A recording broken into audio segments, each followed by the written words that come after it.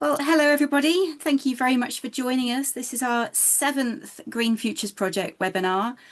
I'm sure you already know who we all are, but just in case you don't, I'm Tamsin Macmillan at the Gardens Trust, and my co-host is Frankie Taylor, our Engagement Officer. Just to let you know that we're recording this session, as you probably just heard, and it will be sent out to you afterwards by email and also made available on our resource hub. So you'll have plenty of time to look at it again if you'd like to.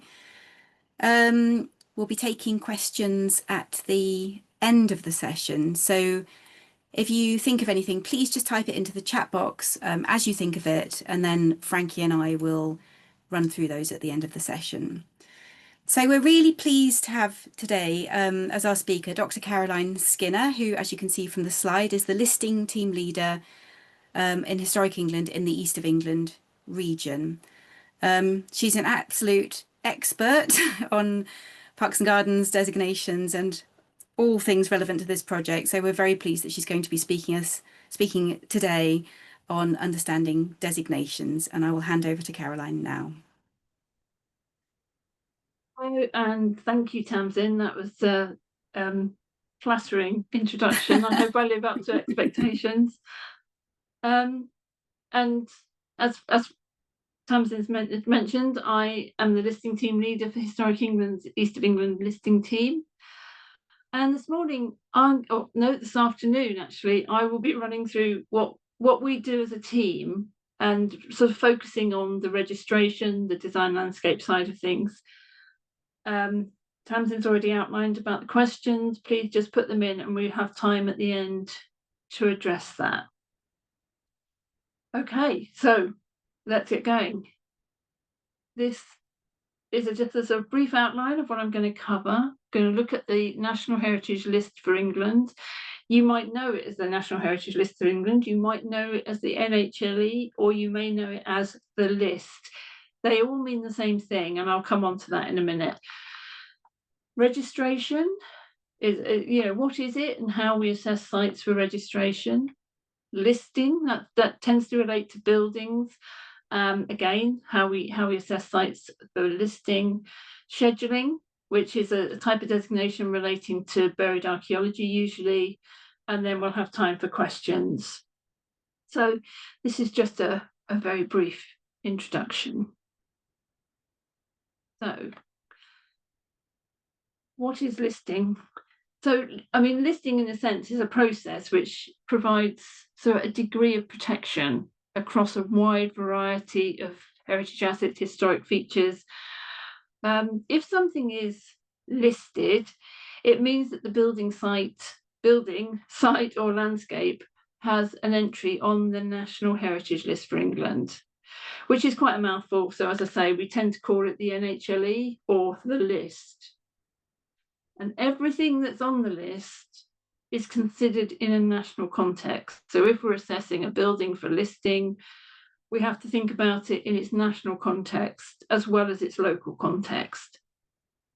So on the list, there's currently over 400,000 listed buildings, ranging anywhere from medieval timber-framed hall house to late 20th century commercial buildings. So we cover a broad range. There are around 20,000 scheduled monuments, ranging from Neolithic long barrows to underground Cold War monitoring stations, and there are over 1,650 now registered parks and gardens, again ranging from designed rural landscapes to landscapes of remembrance. We'll most be concentrating on the registration of design landscapes in this presentation, but there are also 120 historic shipwrecks, including the remains of an armed cargo vessel just off the shore of Dunwich, which is thought to have sunk sometime between 1536 and 1600. And also nearly 50 battlefields. For example, Bosworth battlefield, where Richard III was killed, marking the beginning of the Tudor period of history. So there's such a variety. Every day is a school day in this job. In addition to that, we also have World Heritage Sites, which include things like Stonehenge. So, the Register of Historic Parks and Gardens of Special Historic Interest in England, and that's the sort of the overarching title, was established in 1983. Now, this type of designation, when we're looking at things for registration, the whole process is administered by Historic England. This is different for listed buildings and scheduled monuments, which I'll come on to later, but it is Historic England that assesses these, and then a separate group of people will make the decision on whether the criteria are met for registration. So registration, if we were looking at something to be added to the register, we would be assessing the special historic interest of a design landscape. And there are 3 grades at which the landscape can be registered. Grade 2, which is of special interest. Grade 2 star, which is of more than special interest. This is the wording in the legislation. So this is how it's defined in the legislation that we have to use. And grade 1 is of exceptional special interest. The image here we have is of Bellevue Park in Lowestoft, formerly known as Arboretum Hill, but very soon after it was created, was changed to Bellevue and was considered to be sort of a symbol of Lowestoft's growing civic pride. It was opened in 1874, with the exception of the bandstand, which stood here. Can you see my cursor? Let me see if I can. No, I don't think I can see that. No.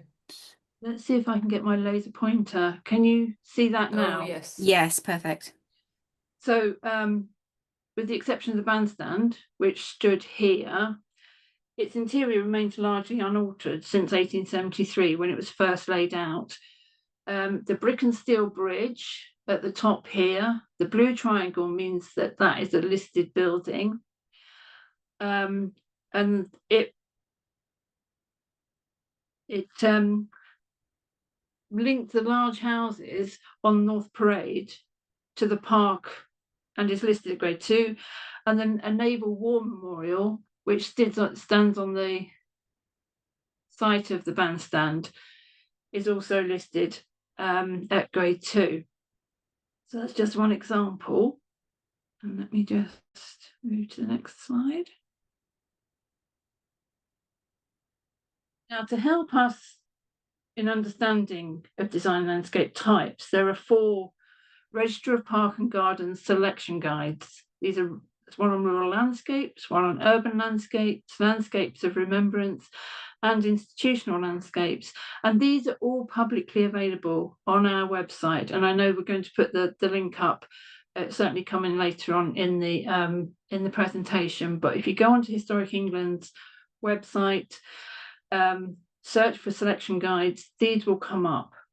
And they are incredibly useful for as starting points when trying to understand these landscapes. In addition to the selection guides, we have something called Introductions to Heritage Assets, again available on the website. For example, there's one on War Memorial Parks and Gardens, which was published in 2015, or another on post-war landscapes, published in 2020. And it sort of helps to demonstrate the breadth of some of the things that we are looking at. So, as I say, all available on our website. Now, here we're starting to get into the nitty-gritty of what we're looking for when we're assessing the special interest of a design landscape. And these are sort of our key considerations. The date or the period of the landscape. And generally, the older a landscape is, the more likely it is to be registered. For example, for a site created before 1750, we wouldn't anticipate that that whole landscape survives in its entirety, but we'll be looking for some very key elements of that early landscape, and that would boost its chances of being registered. It maybe it's undergone changes at different times, but that there's still a key element of that early design landscape that we can still identify and can still be read on the ground. Here you'll see the fine formal gardens of Somerleyton Park. This was registered Grade 2 star in 1984, so it was one of the very early registrations to have been done. Originally laid out in the 17th century, and today's landscape largely represents sort of an extensive phase of rebuilding and remodelling by John Thomas in the mid-19th century, but it retains elements of the original design, and we can still see that and read that. So again, it boosts that level and will be part of the reason why it is a Grade 2 star. I mean, you can see from the photograph it's an exceptional garden, but these are all the things that help to boost its importance. We also consider whether the garden design or the designer has been influential in garden history as a whole. Has this garden particularly influenced how gardens have developed over time? Do they influence fashion and taste? Again, they're things that will all boost an assessment. We ask ourselves, is it an early or representative example of a style or layout, type of site, or the work of a designer of national importance? You know, if it's a capability brown landscape, you know, it immediately pricks our attention because we think we can compare it to his other works and we can look at it and see how representative it is of his work. Is it associated with significant people or historic events? You know, did the king design this landscape, or you know, representative of the crown or particularly parliamentarians? So significant people or historic events will also help to add to the story and to the chances of it being registered. We'll also ask if there's strong group value with other heritage assets, such as, you know, the country house. It's not impossible, but it's much more likely for a landscape to be registered if it's associated with a big house, particularly if the design of the garden reflects the layout of the house. If the house has been demolished, the garden sort of lost its context. So again, it's about that sort of group value of other things. Again, it could be it could be the country house, it could be a bandstand, or it could be a deserted medieval village in the landscape. They all add to the group value. Okay, so here's I'm going to go through a few examples of probably sort of quite quirky examples of registration. So this is an example of an unusual registered park in the sense it may not be considered obviously designed, but some of that may be answered by the fact that it's actually 13th century or earlier. This is Staverton Deer Park, as you can see. It's certainly documented from the 13th century, but there's a good chance that it was in fact earlier than that as well. And the importance of this and the rarity of this type of landscape is that it's remained unencumbered by later development. So this is a map drawn in 1600, John Norden's map of Staverton Park. And you can see, I just sort of try and remember that shape and that layout on that earliest map. There's these areas of pasture within the park that are clearly illustrated in the map. And then in 1805, we still have those areas of open woodland. Some of it has been fenced in to create more sort of pasture-like areas, but on the whole, the parkland remains very little altered. This is the park pale, which runs around the outside. There is a lodge house here and a lodge house here on the modern map. But on the whole, you can see the shape and you can see the layout. If we look at this LiDAR map of Staverton, and this shows it in sort of 3D, the LiDAR helps to bring it to life slightly, in the sense that you can still see the park pale running around like that. You can still see the sort of fenced pasture areas, but within here, it's virtually untouched. And you can see from this map on the top right, the green area is the area that was registered. The little red splodge in the middle there is a scheduled monument, so it has an archaeological site on it, and the site is actually named as Cumberland's Mount, but I think that actually has its origins in some sort of deer park management. So although it's not associated with a country house, it has got this building here, which was part of the functioning of the park. So if we look at this, it's not quite as clear as I'd hoped, but on this bottom right-hand side, you can still see, this is John Norden's map of 1600 overlain on a modern ordnance survey map, and you can see that the layout is pretty much the same. There are some fences have been put in, probably result of, modern day farming practices, but on the whole, it's an incredibly intact landscape. And this section of the Park Pale survives incredibly well. Just go on to the next slide. Top left, you can see this mound of the Park Pale, and it stands, I would think, to about 6 foot high and is about 10 feet wide. And on the top, originally it would have had maybe a fence, maybe some sort of holly bush or some sort of defence on top of the mound. Now there's a sort of whole series of quite mature oak trees, but it's very, very clear in the landscape. On the right-hand side, we've got, this is Cumberland's Mount as it survives today, and this is when it was excavated in the early 20th century. So you can see the scale of some of the features there.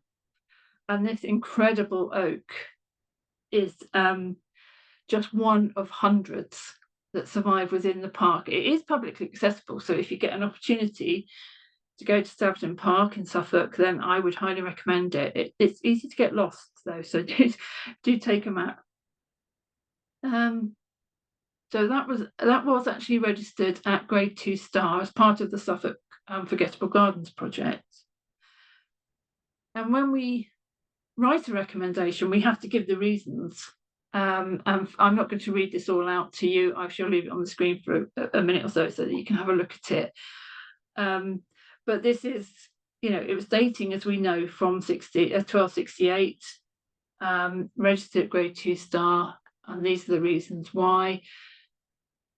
And it is the survival of this landscape which actually really does set it aside from other examples. Now, to something completely different. This is the Pearl Centre near Peterborough. And in 2019, we received an application to assess the postmodern offices of the Pearl Assurance Company near Peterborough for listing, and its design gardens for registration. So it came to us as an external application.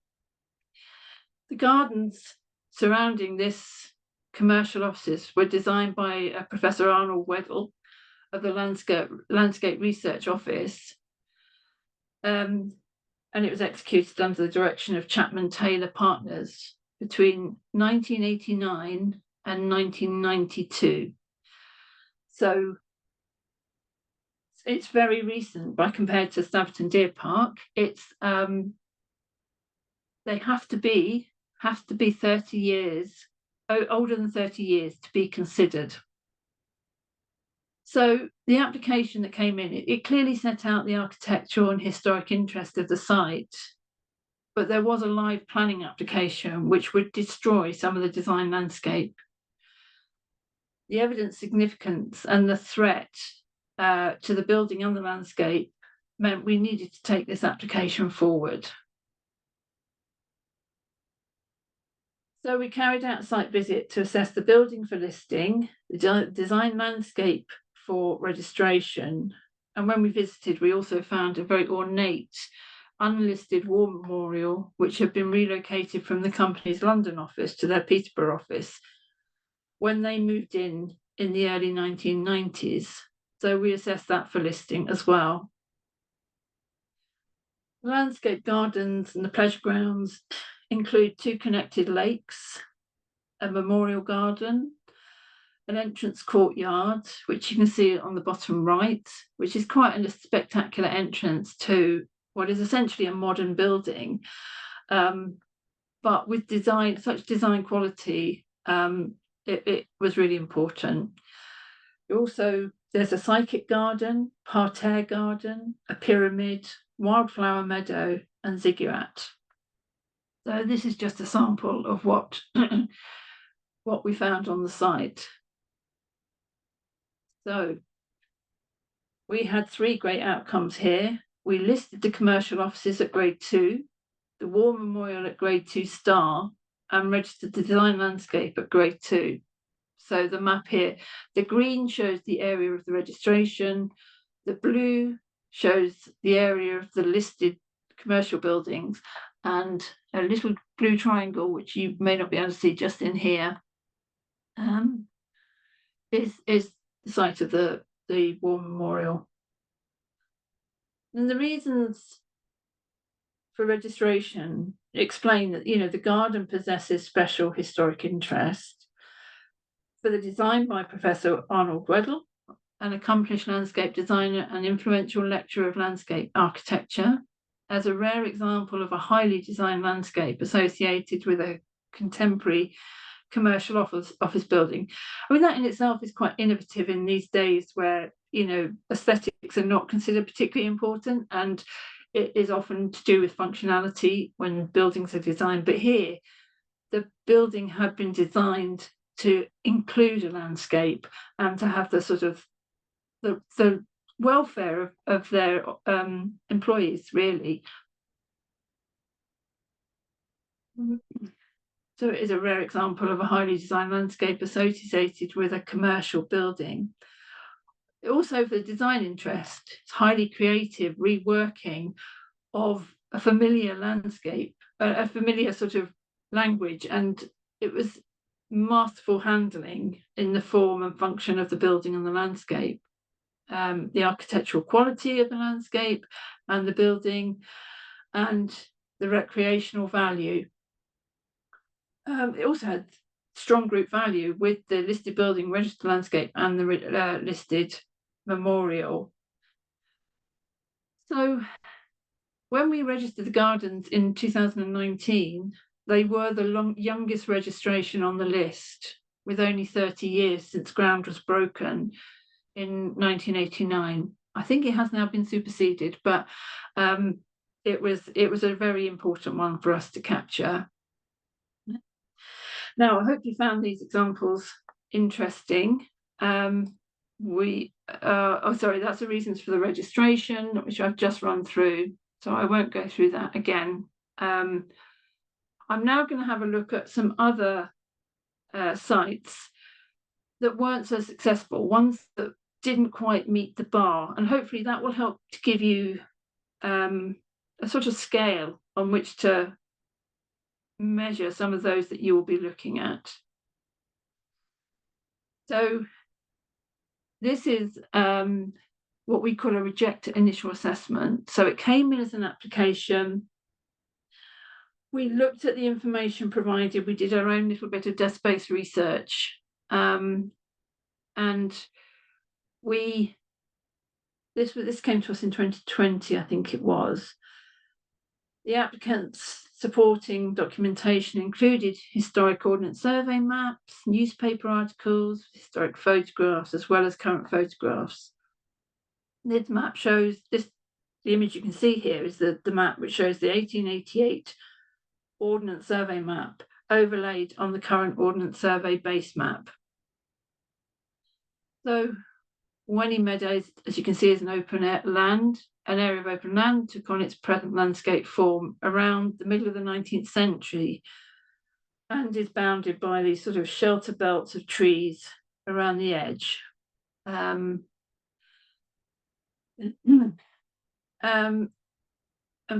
sort of shelter belts of trees and fields surrounding, but also this development here. It was linked to the manor house over here, associated with associated barns, stables, cowhouse, but judged against the criteria for registration and our supplementary guidance in the sort of those selection guides, we felt that the evidence didn't really give us, it didn't merit registration because the park is typical of its date.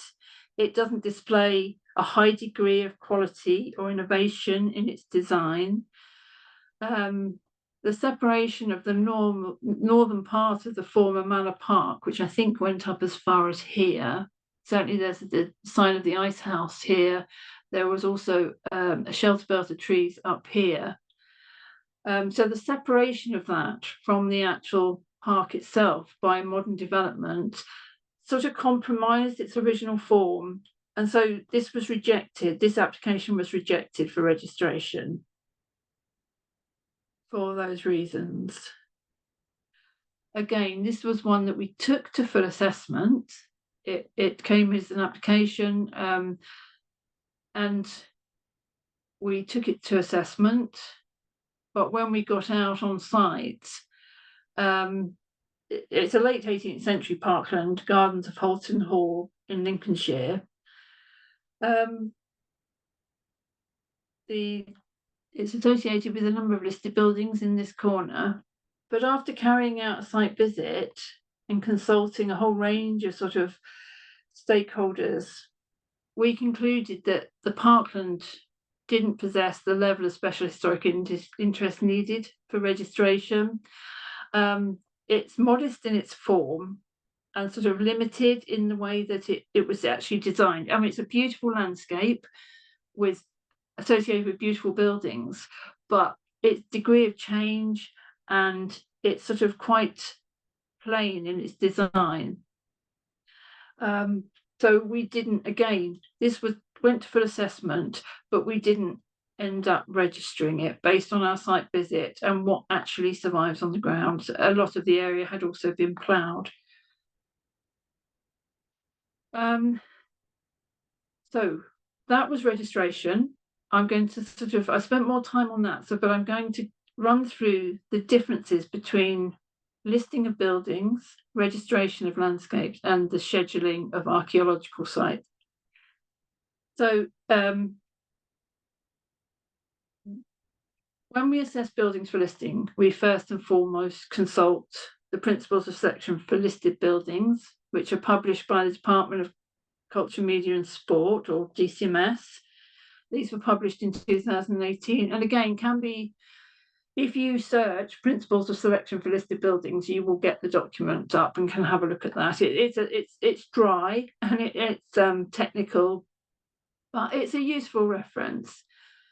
And these, as I say, these were written in 2018, and they provide the sort of statutory or the legal criteria for listing,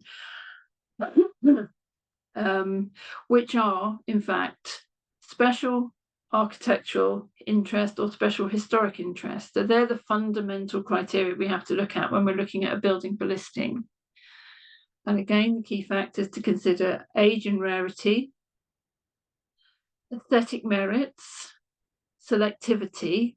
So if obviously the number of medieval timber frame hall houses surviving will be far less than Victorian villas, because the number that were actually built obviously increases the closer we are to modern day. So we have to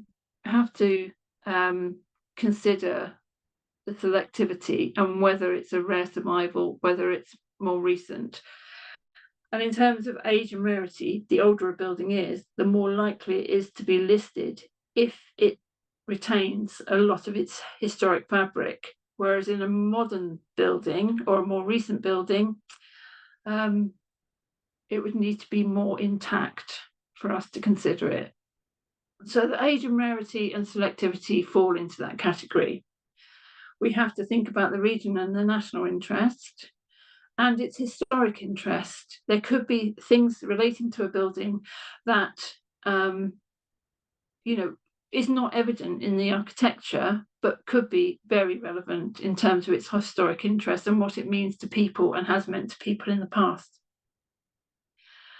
Again, there are three grades, and they're very similar to the registration grades. Grade 2, which is the lowest grade, is of special interest, and nearly 92% of listed buildings are at grade 2. Grade 2 star of more than special interest, and 6%. There are about approximately 66% of the listed buildings on the NHLE are at grade 2 star, and exceptional special interest is grade 1. Very few buildings meet that grade. And this might not be an obvious example to you, with the Willis building in Ipswich, which was built between 1970 and 75 by Norman Foster, is listed at grade 1. You may look at that photo and question why. I shall come back to that case a bit further into the presentation. Again, Historic England has published 20 listing selection guides, which provide us with a historic overview of different building types and point us towards the specific factors we should consider when assessing a certain building type for listing. Again, we also publish introductions to heritage assets, which provide us with an in-depth understanding of particular building types, which until now have been little studied. Both the selection guides and the introductions to heritage assets can be found on the Historic England website. And I've just shown you ones here that might be relevant to you, particularly as you research your parks and gardens, because there is one on garden and park structures. Agricultural buildings are often found within a design landscape, places of worship, and also commemorative structures. So there's just 4 from the whole range, but hopefully it gives you an insight into what's out there and readily available.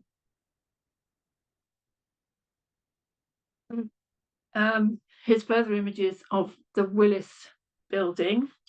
And I think it helps to actually understand why this building was listed at grade 1. You may see it externally, this top left picture. You can see this sort of dark glazed building, but with this sort of curved profile. It was very innovative and well designed. The interior, it isn't everyone's taste, but I will give you the reasons for the designation in a minute. But I think this image on the right is particularly interesting because this is the same building, but on a sunny day, this glazed exterior reflects the historic buildings of the town. So it creates this image. As you look at that, you almost lose that building and see it as a sort of historic landscape, and that was particularly innovative in its design.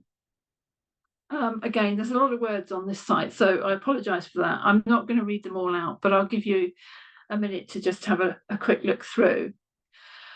Just to summarise, it was an office building designed by Foster Associates, built of reinforced concrete frame with this bronze glazed cladding and turf covering a flat roof. So again, it sort of environmentally had less of an impact, and that great glazed front has its merits in reflecting the historic elements of the town.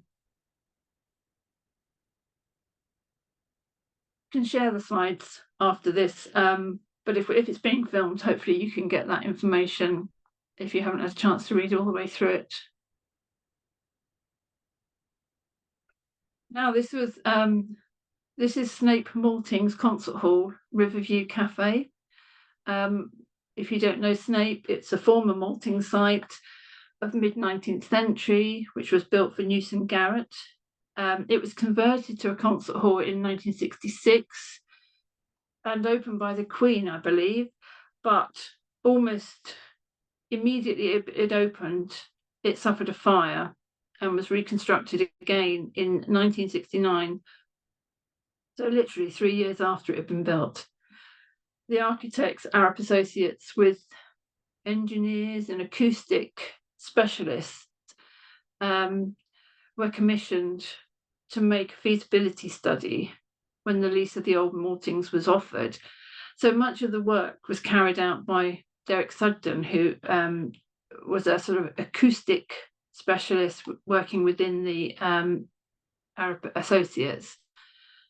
And it is an exceptional adaptation of a really what was an industrial building. And now it has almost sort of cathedral-like proportions. This is the concert hall itself.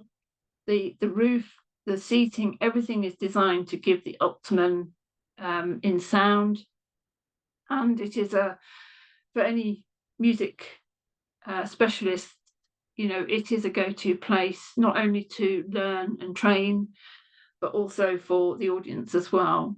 This middle photograph, I think, just shows the scale, the absolutely fantastic use of natural materials. You've got brick, you've got wood, you've got stone, and very little else. It is, well, obviously glass as well, but it's an incredible building, actually. And the one on the right shows the cafe space, which is part of that as well. So the reasons for that, again, I'm not going to read them out, but it is an exceptional example of an adaptation, and one that won awards and is a good example of an adaptation of historic building. And you can still read the historic building within the new development. So that's why that was listed. It was a very good example. Now, I'm conscious of time, so I do need to keep moving. I'll quickly go through scheduled monuments, and these scheduled monuments are usually monuments that are ruinous or where the remains survive entirely under the ground. You might see, when you're looking at parks and gardens, you might see humps and bumps, which are often representing buried archaeology. And this is it would usually be scheduling that's used to protect those remains. And a schedule of almost exclusively prehistoric monuments was first compiled under the Ancient Monuments Protection Act of 1882. And then scheduling a selection of nationally important archaeological sites. The oldest form, scheduling is the oldest form of protection, which began in 1913. So it predates listing, and it obviously predates registration, because that came to us quite late. The Secretary of State for DCMS, Department of Culture, Media and Sport, had a duty to compile and maintain a schedule of ancient monuments, and they have to be of national importance. And the purpose of the schedule is to preserve them as far as possible. Again, the first port of call was the principles of selection for scheduled monuments, but fundamentally they have to have a level of archaeological interest and a level of historic interest, but the bar is quite high. And the schedule can include, well, here we've got Bungay castles or medieval castles, but we go far, far further back than that to the prehistory, and Neolithic long barrows. We've just done a project looking at Neolithic long barrows, and another one where another monument type from that era would be something called causeway enclosures. So we're starting from that, but equally we can go up to Cold War bunkers, some of which are scheduled. So the key factors, again, very similar in many ways to the listing ones, but period, is the monument characteristic of a period. So medieval Motte and Bailey castles, I would suggest, very highly representative of that period, and survive, some better than others.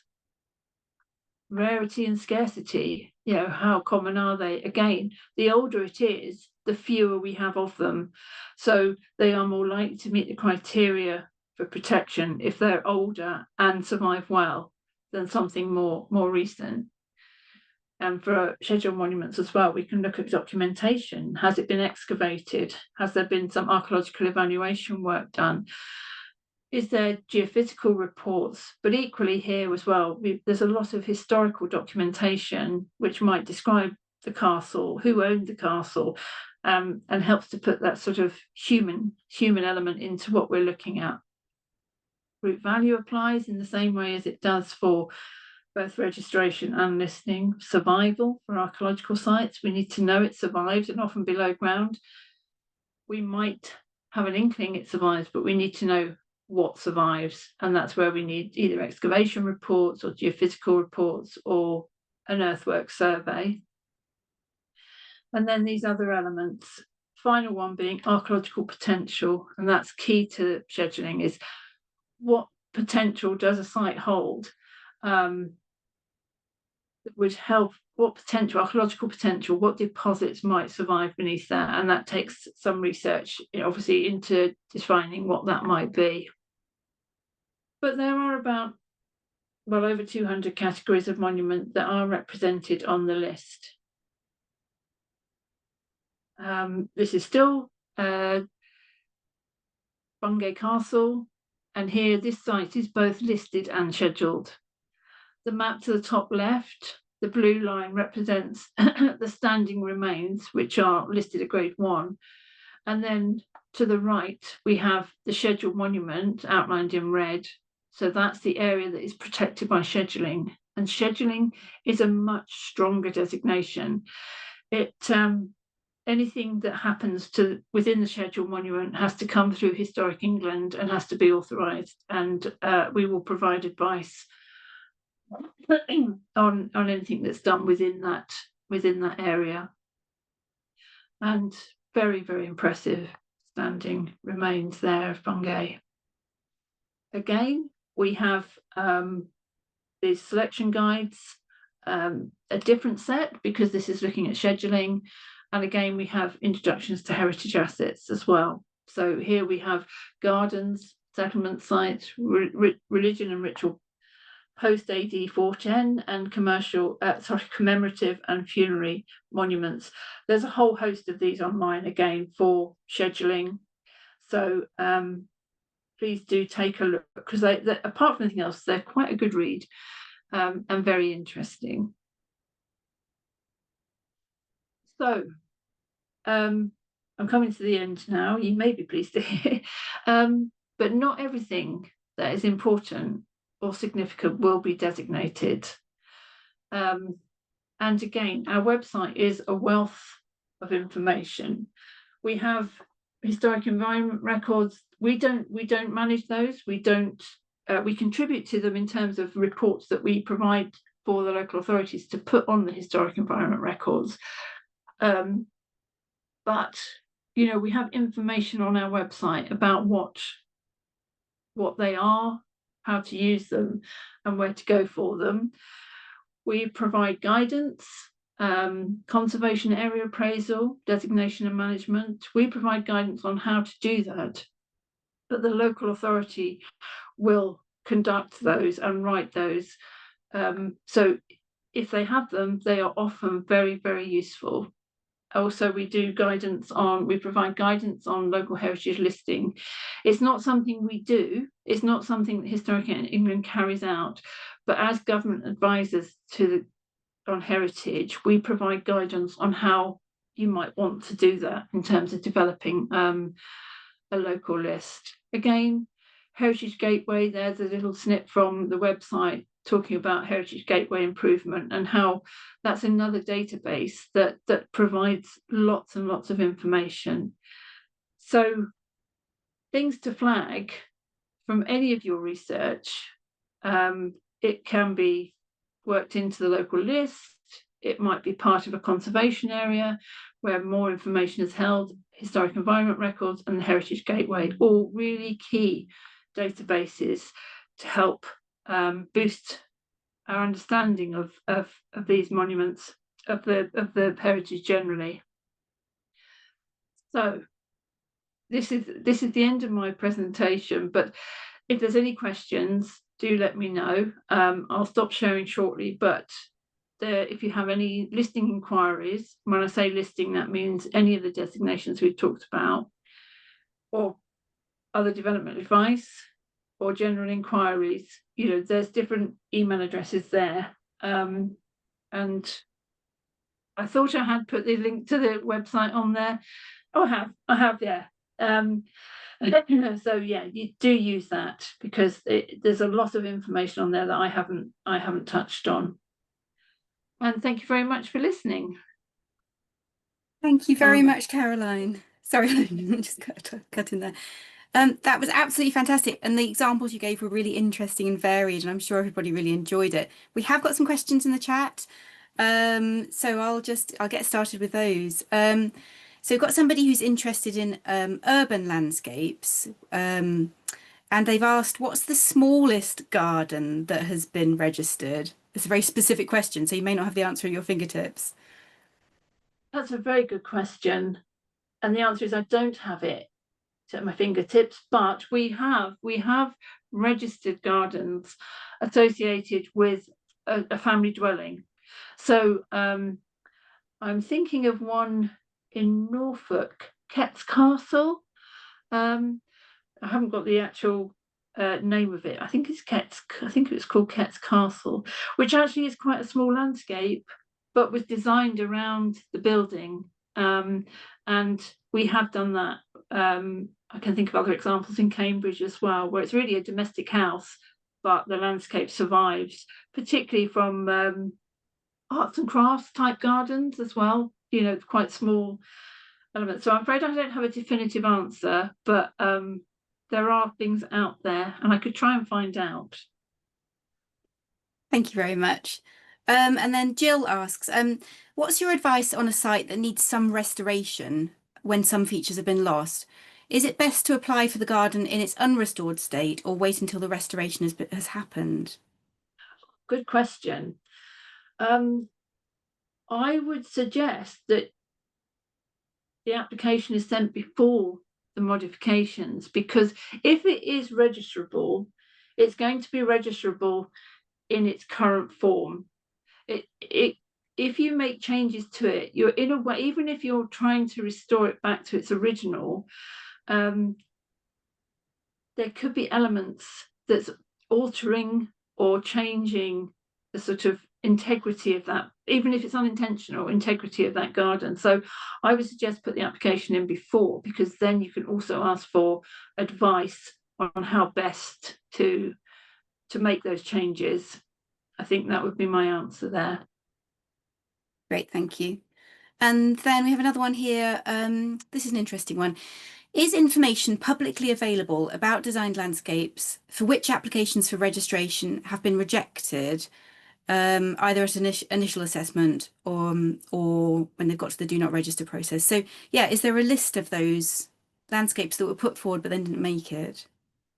Each gateway should have things in there that have been turned down for registration. So that is one way of looking at them. Historic environment record officers also would have that information generally, but if it's about one specific case, get in touch and we can say whether it's been assessed before, and whether, if it has been assessed and it's been rejected, then we can give you the reasons why that was. Great. And then another one. Oh, this is a good one too. Why do you think there are so many more buildings than parks and gardens on the list? And is there a wish to add lots more green spaces? Because 1,600 isn't many for all of England. Very good point. Absolutely. And I think it's, well, part of the number is because of the number that are available to assess, because buildings are in the forefront of everyone's mind, because we all live in a building, we all have our associations with buildings. So we get more applications to look at buildings. There are more surviving, so therefore there'll be more that meet the criteria for listing. In terms of gardens, there are so many more that need to be assessed. There are so many waiting out there. And because we didn't get the legislation that allowed us to assess them till 1983, that's at least 40 years after listing and nearly 100 years after scheduling. So we've had more time to add those other things to the list. But there are a lot of buildings still need assessing, and there are a lot of archaeological sites still need assessing. But I would say there are particular gaps with registration and landscapes. Yeah, thank you. So as part of the Green Futures project, mostly we're going to be looking at landscapes that are non-designated, so not registered or not scheduled. But if the volunteers working on the project come across any spectacular landscapes, we may be putting forward some applications for registration. So could you explain sort of how long that process takes? So, for example, if the volunteers were to put in an application to get one of the sites registered, and they would put that in April when the research period ends, roughly how long does the whole process take? It's quite lengthy, isn't it? It's quite lengthy, and also it will depend how many we get in at one time, because we've only got, my team is only 6 people, and we cover Norfolk, Suffolk, Essex, Cambridgeshire, Hertfordshire, and Bedfordshire for all of the designation regime. So we are thin on the ground. So that I'll just lay that out there first. But the process is that once we've got the research, we then have to look through the research. We have to contact the owner, the local authority, and other interested parties. We have to arrange a site visit. We have to do the site visit. We then have to write a consultation report, which goes out to all consultees for 3 weeks. And then we have to write the recommendation. So that whole process, as I say, it depends on what we've got at the time, and we have to prioritize things that are immediately under threat. So there's lots of factors, but it's unlikely you'll get a response or get a decision, certainly before 6 months. And even that can be optimistic, depending on how many we get and what else we have to deal with at the time. So 6 months to a year, I would suggest, is perhaps realistic. That's useful to know because that's very likely then that any decisions about registration will come in after the end of the project, which ends in October next year. But we would of course let any volunteers know that, what had happened with the applications. Can I Yes, of just ask a course. question? Do you have any idea who most of the applications for registration come from? Do they come from owners or do they come from researchers like the County Gardens Trusts? Do you have a feel for that? It's a real mix.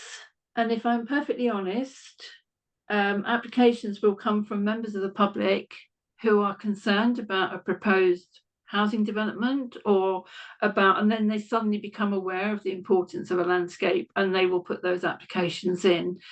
So I would say probably the majority of those. Occasionally we get them from the Gardens Trust. Obviously we've been working closely with the Suffolk Gardens Trust and we've had a project there, so there has been a large number that have come from volunteers, but I wouldn't say there is a definitive group of people that put them in, but we don't get many from specialists. We don't get many from the Gardens Trust, although when we do get an application, even from a member of the public, the Gardens Trust often have a little hive of information that will help us to assess those, and we'd always come to the Gardens Trust for all that information. So yeah, there's no one type of person that applies. Yeah, that's interesting. Thank you. I think that's the end of all the questions, unless you spotted any more, Frankie. No, that's it. That's great and really good questions. Oh, very good. So yeah, excellent. Just a quick reminder that next week I'll be following on from this. Caroline mentioned that non-designated landscapes are also obviously extremely important, and I'll be talking about the ways that those can be highlighted by sharing research on them on platforms historic environment records and local lists. So do come back next week. So I'd just like to say thank you from all of us, Caroline. That was a really interesting, absolutely fascinating talk, fantastic examples, and thanks to everybody who's come along today. And let's just have a virtual round of applause for Caroline. Thank you, everybody.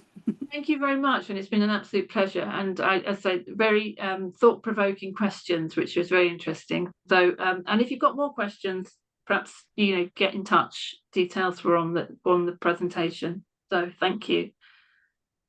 Thank you very much, Caroline. And yeah, thanks everybody for coming. You may now go off and have your lunches, and we'll see you again soon. Bye for now.